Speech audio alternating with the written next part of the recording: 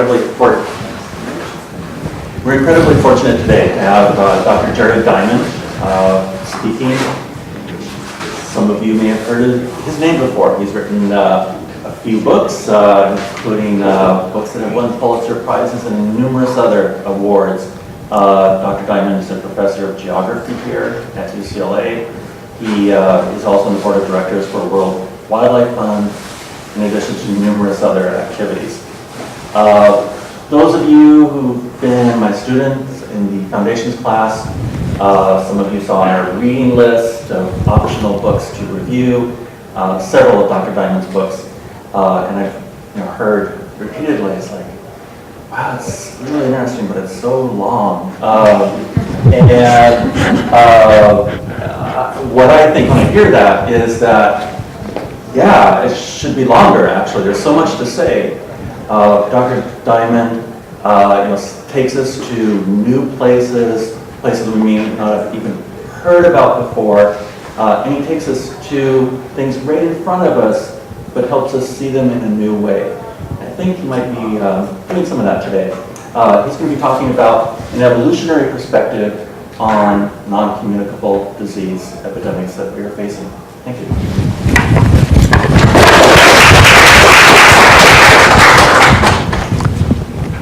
Let me first check whether you'll be able to hear me okay. Can you hear okay? It's a pleasure for me to be back here, and by back here I mean back in the Center for Health Sciences. I came to UCLA in 1966 as professor of physiology, and for 36 years my office was on the 5th floor, and so today, just before coming up here, I took the opportunity to walk down the 5th floor and see where my old office was. The names on the labs were all new and mostly unfamiliar to me. I also took the opportunity to walk into the biomedical library, where I had not been for some years, and I can tell you the biomedical library has changed greatly since 1966. For one thing, there are no longer journals and books visible in the biomedical library, although they may be hidden somewhere. Today, I'll talk about the evolution of our major non-communicable diseases, but I wanted to start with an anecdote from my field work in New Guinea. I work on studying birds on the island of New Guinea, which lies on the equator just north of Australia. And until relatively recently, societies of New Guinea were largely traditional. By that I mean they were similar to human societies for the last several million years, in that they had stone tools rather than metal tools. They did not have writing. They did not have government. Villages and tribes were locked in endemic warfare. And all of those things, which we take for granted that we are without them, all of those things, the new things, metal tools, writing, government, are things that came in only within the last 7,000 years, which is nothing compared to the 6 million years of human evolution. So New Guinea societies are one of the few models left today of what the world used to be like until relatively recently. My first trip there then was in 1964, when there were people still using stone tools, and in particular, patterns of health and disease and death were the traditional ones that prevailed throughout human history before they began to change relatively recently. To put numbers on the changes, in 1961, 3 years before I started to work in New Guinea, a study was carried out in the largest hospital that the Australian colonial administration had set up in the eastern half of New Guinea. And the study looked at the 2,000 most recent admissions to that largest hospital of New Guinea, looking for the causes of hospitalization. You know what the causes of hospitalization would be like if you look through the records of UCLA Medical Center. It was very different in New Guinea in 1961. Among those 2,000 hospital patients, there was not a single person admitted for heart disease or vascular disease. There were 4 cases of hypertension among 2,000 patients, but those 4 cases of hypertension were all in mixed-race people, not in New Guineans. There was very little diabetes. There were very few people admitted for cancer, except for mouth cancer, to which New Guineans have been susceptible because of their habit of chewing tobacco. So they weren't being admitted for the things for which people get admitted to UCLA Medical Center. Instead, the hospital admissions in 1961 in New Guinea were for especially infectious diseases, of which the big ones were malaria, leprosy. The highest incidence of leprosy in the world was a tribe where I worked in New Guinea. Dysentery, the major cause of death of New Guinea children less than the age of 5 then. Malnutrition and the consequences of malnutrition. Violence and tribal war, because tribal war was still going on in the areas outside government control. And then accidents. These patterns of health problems, hospital admissions, namely health problems being infectious diseases, parasites, worms, other parasites, malnutrition, violence and warfare, and accidents. Those are the health patterns not only of traditional New Guinea, but of traditional societies throughout the world, and that's what began to change within the last 7,000 years, and especially began to change in the 19th century. All of those causes of hospitalizations in New Guinea are greatly decreased here today in Los Angeles and in the West for obvious reasons. One is that sanitation and more recently antibiotics have greatly decreased infectious diseases. Adequate, predictable food supplies have greatly reduced malnutrition. Government control, which we take for granted, has greatly reduced violence and eliminated warfare, open warfare in American society. And we enjoy safer lives than do traditional New Guineans. In traditional New Guinea, there were dangers every day associated with going out into the jungle, living on untamed rivers, and dealing with crocodiles and other nasty things. The reasons then why we don't have those New Guinea diseases of parasites, malnutrition, warfare, accidents, and so on. It's because of the changes in our lifestyle. But that leaves the question, why is it they, traditional New Guineans in 1961, didn't have our diseases?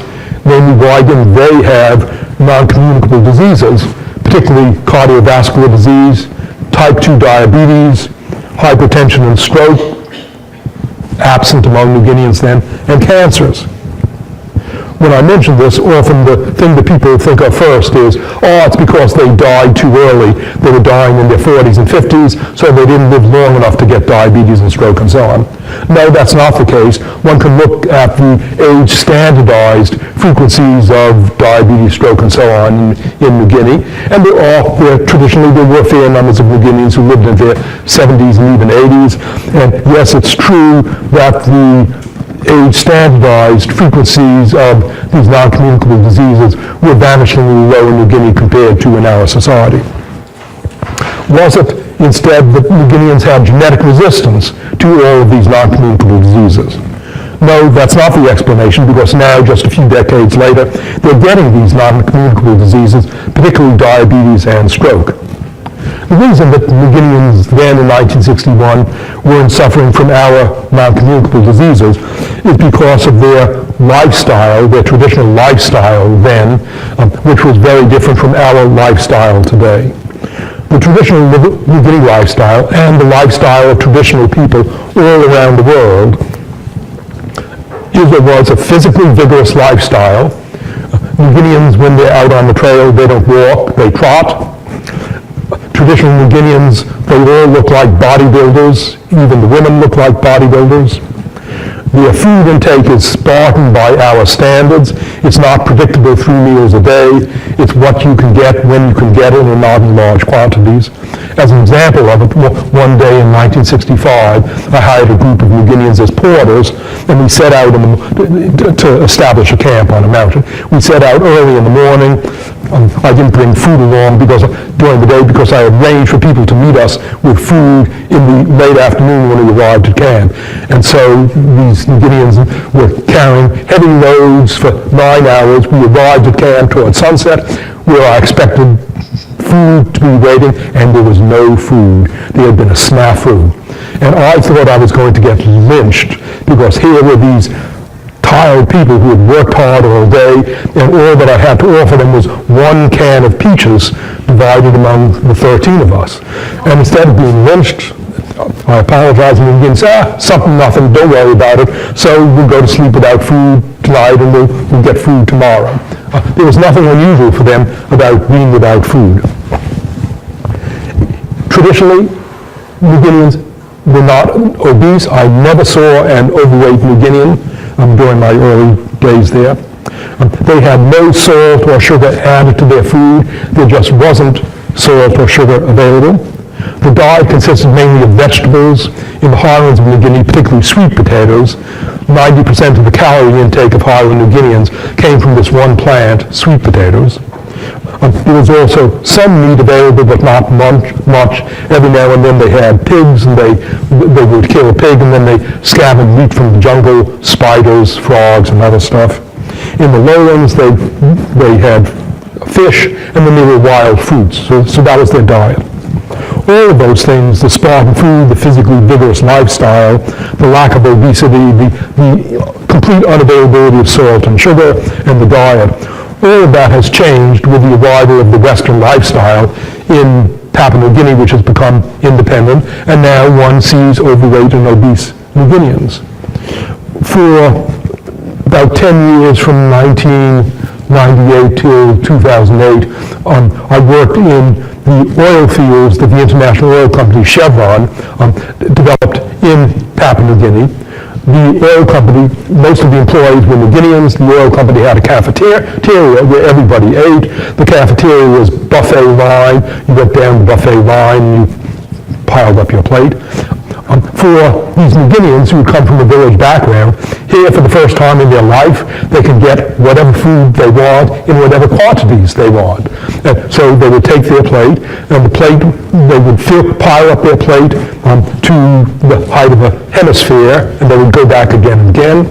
There was salt and sugar available on the table, and they would hold the salt shaker inverted over their steaks, and they would hold the sugar shaker inverted over their salads and eat large quantities of salt and sugar. The result is non-communicable diseases at last in New Guinea.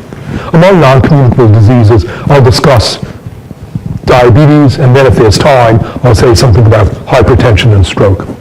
Let's begin with diabetes, and I'm going to talk about the commonest form of diabetes, namely type 2 diabetes, which is connected to lifestyle, which has a very complex genetic basis, which can often be treated by lifestyle changes rather than insulin. And I won't talk about type 1 diabetes, which is superficially similar in that it involves problems of glucose metabolism, but the cause of type 1 diabetes, which is much less common, is completely different. It's an autoimmune disease, and it requires insulin for its control. Type 2 diabetes, then, the common form. Among Americans, the incidence of type 2 diabetes is roughly 10%. And that's what we take for granted. We know that out there are these peoples that have very high frequencies of diabetes, and that's unusual. They're considered to be the exceptions. Prime examples that get cited are the Pima Indians of the U.S. Southwest, the Nauru Islanders of the Pacific, and the Bonagala tribes people near the capital of New Guinea. Among them, the frequency of type 2 diabetes is now 40 to 50%, which is much higher than our frequency of 10%. And so we think of the Pimas, the Nauruans, the Bonagalas as the exception, and we Americans and Europeans are the norm with our frequencies of 10%. Those non-Europeans are the exceptions. So we think. In fact, surveys around the world show that is the opposite of the truth. It's we Americans and we Europeans in general who are the exceptions, and they, the Pimas, Naurus, and Bonagalas, and all the non-European peoples are the norm. In every non-European population that's been studied recently, one can identify some subpopulation that is well-fed and where the frequency of diabetes reaches or exceeds 20 or 30%. There are high diabetes subpopulations, well-fed subpopulations among Native Americans, many of them other than the Pimas, among urban Africans who moved to cities, among Aboriginal Australians, in the Mideast, in India and China, about which I'll say more, on the Pacific Islands. In all of those major populations of the world, one can identify well-fed subpopulations where the frequency of type 2 diabetes reaches or exceeds 20 or 30%, whereas in every European society that I know of, no exceptions, the frequency of diabetes is under 12% and goes down to as low as 2%. Europeans then are unique in the world in their low frequency of type 2 diabetes, and everybody else with high frequencies when they get enough food, that's the norm. These high incidences of type 2 diabetes in well-fed non-European populations are due to the recent adoption of what's called the Western lifestyle elsewhere. The Western lifestyle is defined as a lifestyle in which you predictably consume high calories every day, several times a day. You don't exercise or you do little exercise. It's the couch potato lifestyle. There's high intake of salt and sugar. There are salt shakers. There are sugar bowls, unknown in traditional societies. And the result is obesity. There are dramatic examples of how rapidly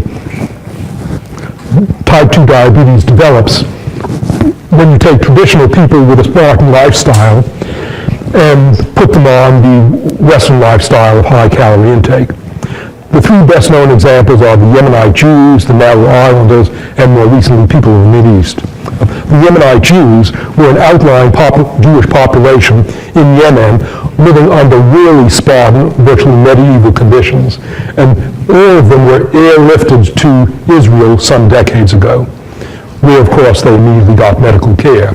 When they arrived in Israel, diabetes was essentially unknown among Yemenite Jews, and within the first decade of getting onto the Israeli first world lifestyle, having plenty to eat, the frequency of diabetes had risen above 10%, went from nothing to 10% among the Yemenite Jews. Another example is the Narrow Islanders, N-A-U-R-U, of the Pacific Ocean. The Narrow Islanders live on an island that was a German colony, and the Germans eventually discovered that narrow consists essentially of phosphate, which before World War I was valuable for fertilizers and other mining purposes. So the phosphate got mined. In the 1920s, after Narrow got turned over, taken away from Germany and turned over to New Zealand or Australia to administer, doctors were sent out to Narrow. These were trained doctors. They looked at the health inventory of the Narrow Island, and there was no diabetes, zero, in a population of 5,000. The first case of diabetes was recorded on Narrow in the 1930s. That was related to the islanders starting to get paid royalties for their phosphate and started to shop in supermarkets. After World War II, something happened in World War II that I'll tell you about later. But after World War II, the Narrow Islanders resumed their supermarket diet, and the frequency of type 2 diabetes soared within a decade to the highest in the world. Frequency of type 2 diabetes was 60 to 70% among those Narrow Islanders who managed to reach the age of 70. And people as young as in their 20s were dying of type 2 diabetes. That's then an example of change in lifestyle quickly producing an epidemic of type 2 diabetes. And the third example, besides the Yemenite Jews and Narrow Islanders, is the Mideast. In the Mideast in recent decades, with affluence, lots of people have started to eat lots of food, and they've gotten obese, and there's now epidemics of type 2 diabetes in most of the oil-rich Mideastern countries with frequencies of diabetes between 20 and 30% compared to essentially nothing a few decades ago. What has happened then? Evidently switching from a Spartan lifestyle to our couch potato high calorie lifestyle results in an epidemic of type 2 diabetes. The interpretation is as follows. The traditional lifestyle around the world, this is something that's hard for us to imagine, but I've seen it in New Guinea. Traditionally, people lived in a starve and glut economy. Most of the time they had very little food. You didn't have 3 meals a day. You ate food when you got it, and there wasn't much of it. Normally people were hungry. And every now and then, maybe every 2 years, there was a pig feast, or every now and then there was a shoal of fish that passed by, and people caught lots of fish, and they were able to glut themselves. The pig feast in Guinea every couple of years, where people feed their pigs, and then every 2 years they kill the pigs, and then they kill 200 pigs, so lots of people glut on pig meat, and people would die of overeating.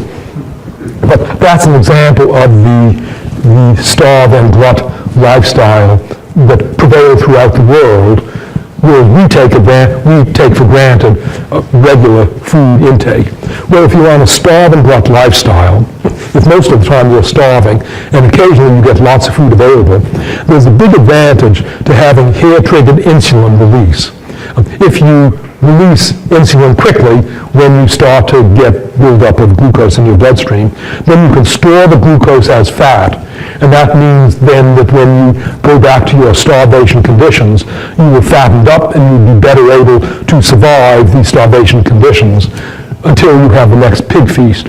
Whereas people who do not have that hair-triggered release of insulin, when they get a glut, can't lay aside calories, and they're more likely to succumb during the long periods of starvation.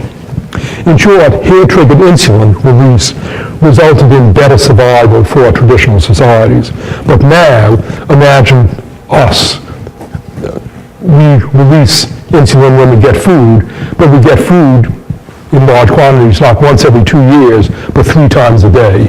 And so, with our hair-triggered insulin release, we store the calories, and we end up obese, and the result is type 2 diabetes. In short, then, type 2 diabetes is an example of a gene or genetic background that was advantageous for us on the conditions of the traditional lifestyle of starve and glut, but has become disadvantageous under modern conditions where we are glutting 3 times a day. Among the extreme cases of diabetes that I mentioned, the Pima Indians and Narrow Islanders, their incidence of diabetes is even higher than in traditional societies around the world.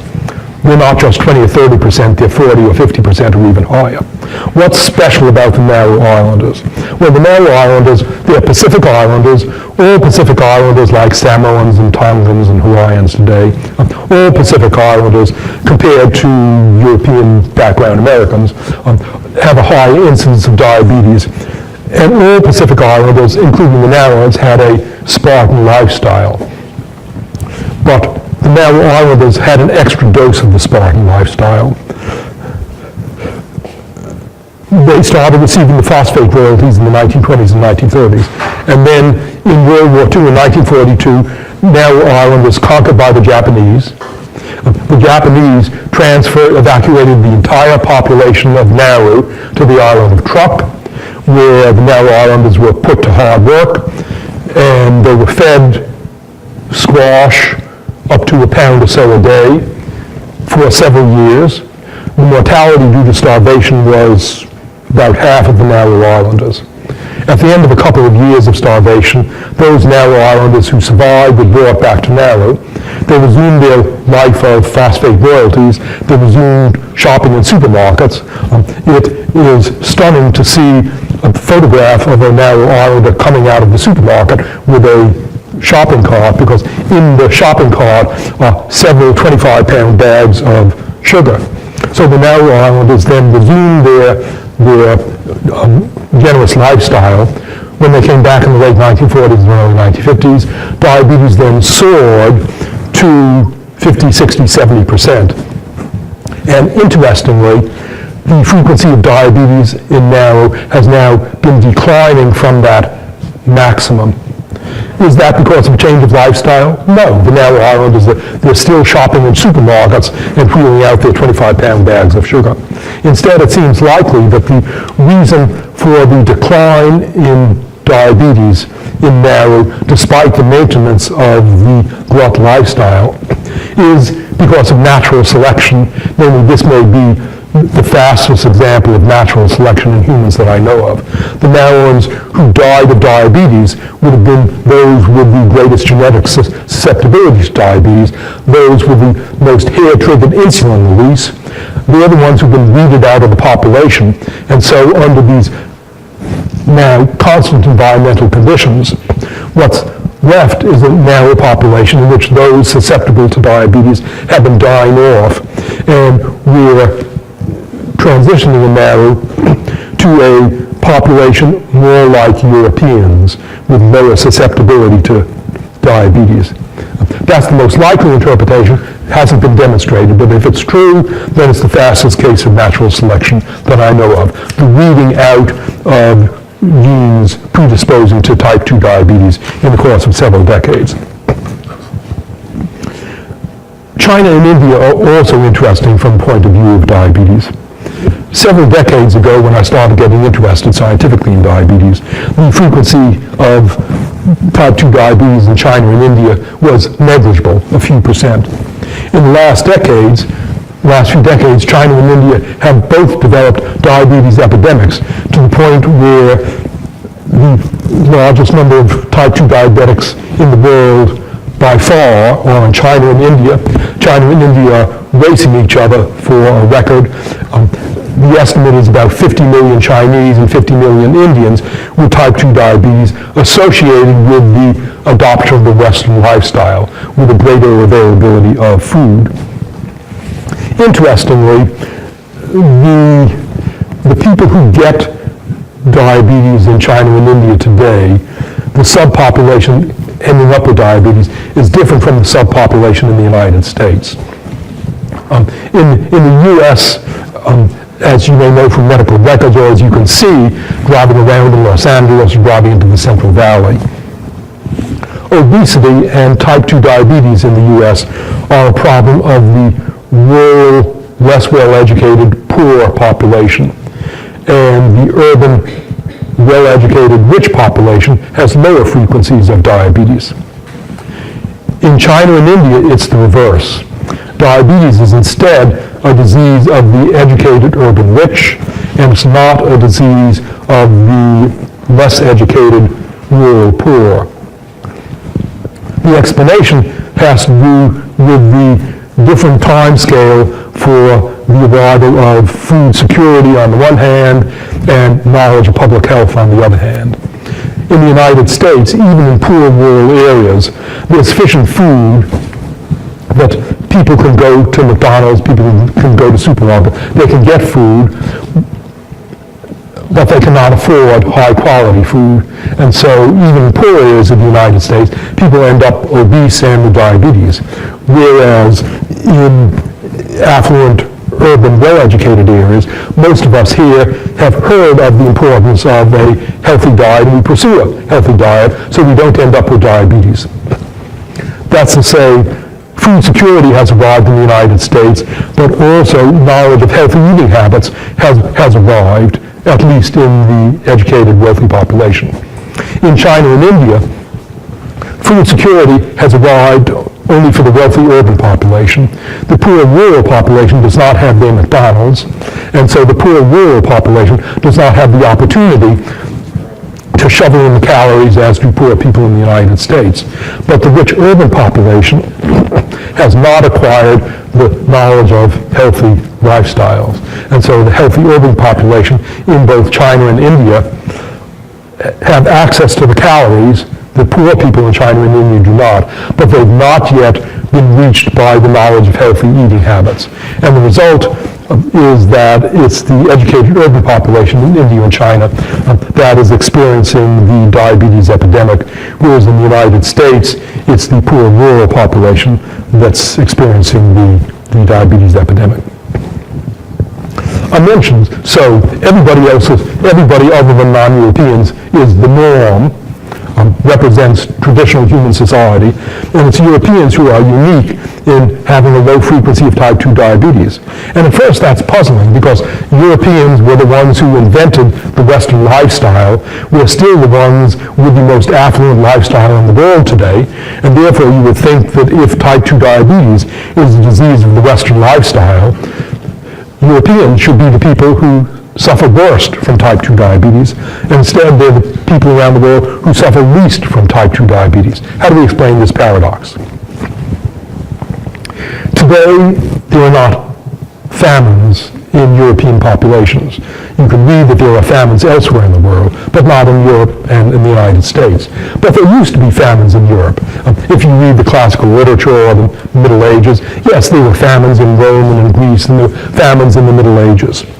Famines in Europe began to disappear from the 1600s onwards with the arrival of food security. Food security in Europe first came into Britain and then the Netherlands. And from Britain and Netherlands, food security, adequate food, spread to the rest of Europe. And famines disappeared. The reason for food security and the disappearance of famines in Europe were several factors. One was the discovery of the New World and the incorporation of New World crops into the European diet, corn, tomatoes, potatoes, other New World crops that provided a more diverse and a more productive diet in Europe. Secondly, more efficient transport, so that when a famine would begin to appear in Britain or in the Netherlands, food transport meant that it was possible to ship food and halt the famine. And the third factor was government intervention. It began to be taken for granted in Europe that if people, subjects of a country, were short of food, it was government's responsibility to intervene and transport food to them. And so famines began to disappear in Europe, beginning with Britain and the Netherlands from the 1600s onwards, as a result of New World crops, food transport, and government intervention. The last famines, with one exception in Europe, last famines in rural areas of France and Italy were in the early 1800s. The exception that probably you're thinking of is, what about the Irish potato famine? So why did millions of Irish people die of famine in around 1848 when I've been talking about New World crops and food transport and government intervention? Ireland is the exception that proved the rule. In Ireland, people were heavily dependent on a single crop, potatoes, and on a variety of potatoes that was clobbered by a blight. The government of Ireland was not an Irish government, but it was a central British government that was at best indifferent to the plight of the Irish, and so the British government did not intervene early, with the result that there was massive famine and widespread deaths in Ireland. But that's the exception that proves the rule. Otherwise, famines virtually disappeared from Europe by the early 1800s. That means that in Europe, between 1600 and 1800, what happened was similar to what happened on Nauru between 1930s and 1950, with the difference that what happened in Nauru, namely abundant food, namely the transition from a sprawling diet to abundant food, was compressed into a time period of 20 years, and it happened when there were doctors there to observe what was happening. Whereas in Europe, between 1600 and 1800, it was over a much larger time frame, and there were not doctors recording diabetes. My hypothesis is that there was a diabetes epidemic, a cryptic diabetes wave in Europe from 1600 to the early 1800s, similar to what happened on Nauru, but much slower with the arrival of abundant food, and not noticed because there weren't physicians keeping records of it. That diabetes epidemic, that postulated diabetes epidemic in Europe, like the one that has been observed in Nauru, would have weeded out those Europeans who had the most hair-triggered insulin release, the greatest genetic susceptibility to diabetes. And the result over the course of a couple of centuries would have been that in Europe, the genes predisposing to type 2 diabetes would have been gradually weeded out, just as it appears that they're being weeded out in Nauru today. But in Europe, it's been going on for many more centuries. And the result, that's the best sense that I can make of the low frequency of type 2 diabetes in Europe, despite the environmental risk factors, namely the dietary risk factors.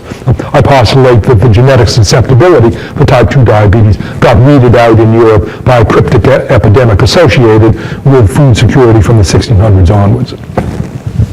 The remaining thing that I wanted to mention, and I'm going to stick to diabetes and not go on to salt today. The remaining thing that I wanted to mention is interesting differences within Europe in eating habits and type 2 diabetes. So I just came back from spending several weeks in Italy. And you know, and I can tell you that Italians have wonderful food. Both lunch and dinner every day, Italians eat the food that we dream of and eat 2 or 3 times a week. And so when I came back from my several weeks in Italy and got on the scale for the first time, I didn't have a scale in my Italian apartment. I thought, oh my God, this is going to be bad, Jared. How many pounds have you gained? And instead, to my delight, I had lost 3 pounds in Italy. Why did I lose 3 pounds despite all this glorious food? The explanation has to do with the different eating habits of Italians and Americans.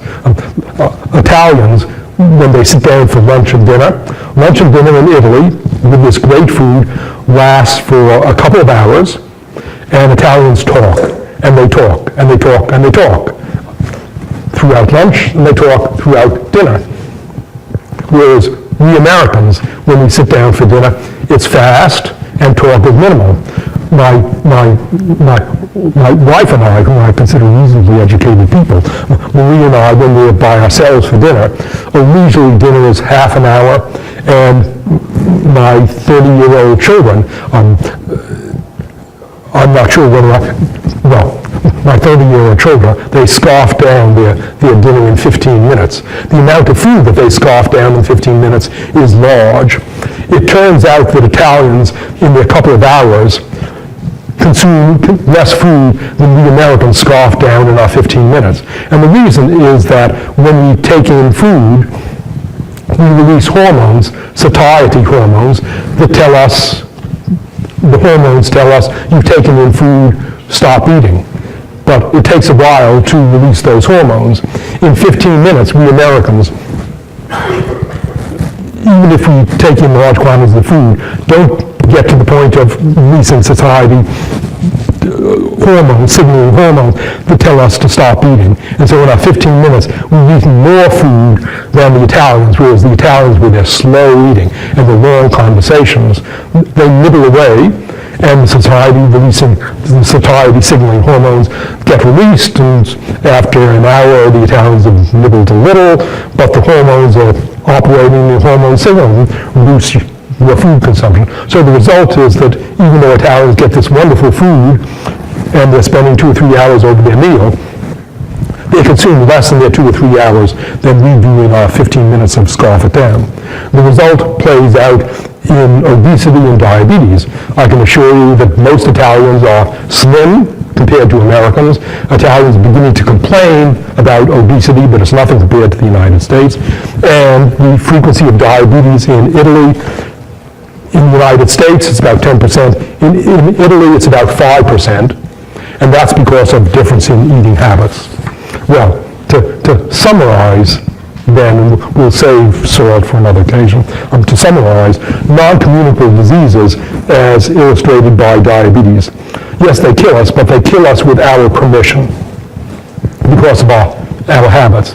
And they kill us because of not just our own habits, but society's habits. Society providing sugar, foods in supermarkets having sugar, high fructose corn syrup added to it. Even if you have healthy eating habits yourself in your kitchen, nevertheless you are a victim of what is served to you in the supermarkets. To summarize then, let me contrast medicine and public health. Medicine is about curing you once you get sick. Public health, curing you in an expensive, painful way once you get sick. Public health is about cheap, widespread ways of preventing you from getting sick in the first place. That's a good note on which to conclude. Thank you.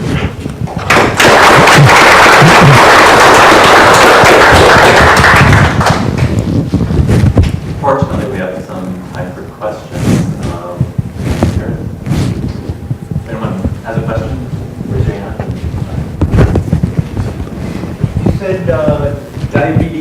about 50 million in India and China. Isn't that a relatively low rate compared to their population? 50 million compared to 1 billion Indians is about 5%. 50 million compared to 1.4 Chinese is about 3%. That's low compared to Americans, but it's high compared to India and China several decades ago. So you're right that India and China are not close to reaching European incidences of diabetes, but the incidence of diabetes in India and China is much higher than it was a few decades ago. And then if you look at the subpopulations, the urban wealthy subpopulation in India and China, in Bangalore, in the Silicon Valley of India, the frequency of type 2 diabetes is up around 20%. So it's on the way and it's arrived in some subpopulation. That's a good question. Yeah. I'm curious if there's any historical or literary evidence for this particular wave of undiagnosed diabetes that you've come across? I would love to know it. Yeah. Is there any historical evidence for this wave of diabetes?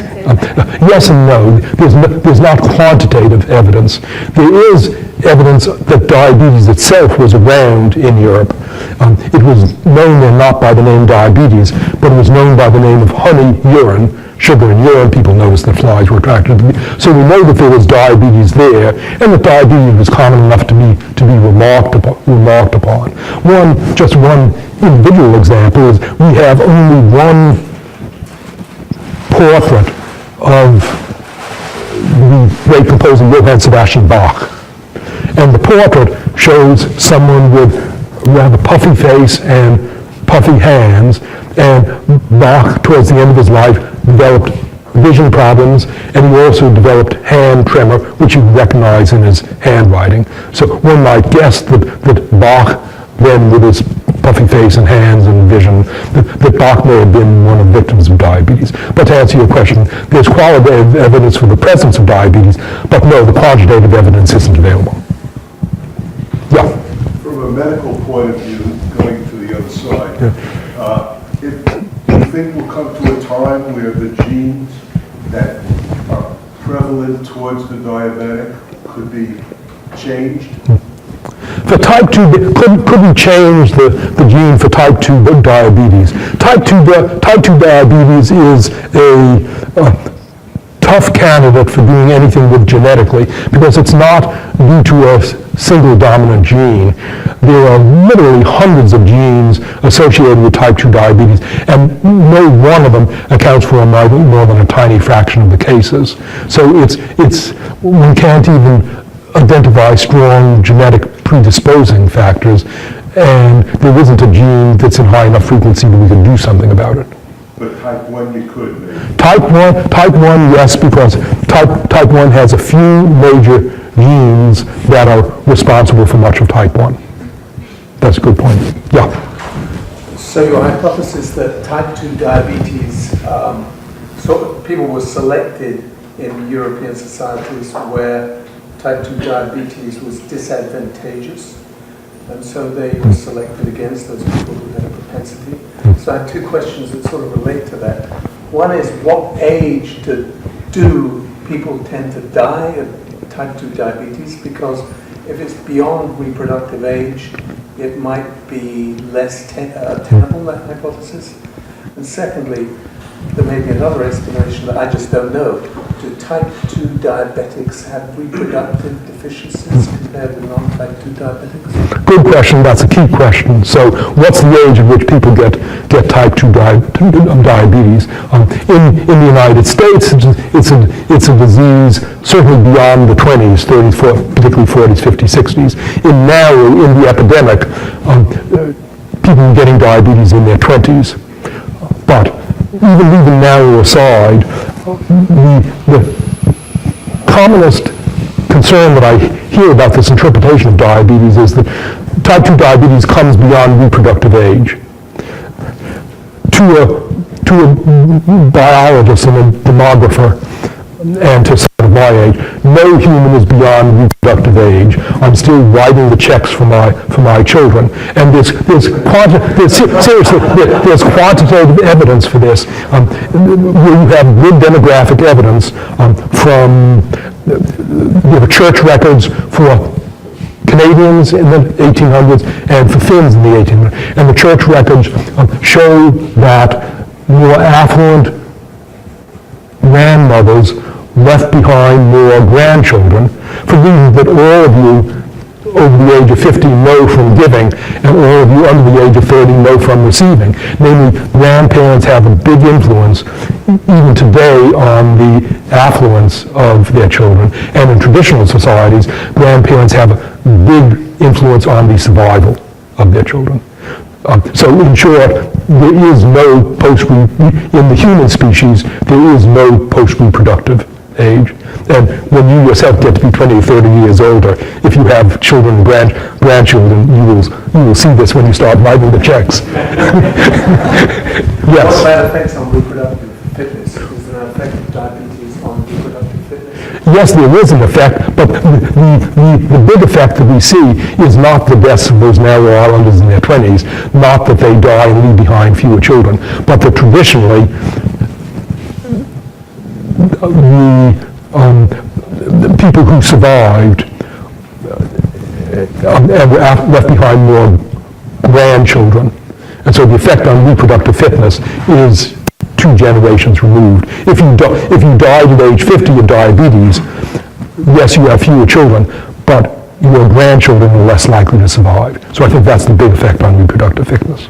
That's a very good way of phrasing it, by the way. Yeah. So how much of the diabetes effect do you think is coming from what I think James Sells called a perfect storm for obesity, where you have this increase in the dietary intake at exactly the same time that people are moving into a sedentary lifestyle, moving away from farm work, factory work, which is manual labor, into more white collar types of jobs in the economy. And it's hard to parse those 2 things out. I think they come to very different public health prescriptions for where you might want to go in terms of promoting physical activity through changes in the built environment, or having more dietary guidelines The epidemiological problem is the one that you recognize, namely that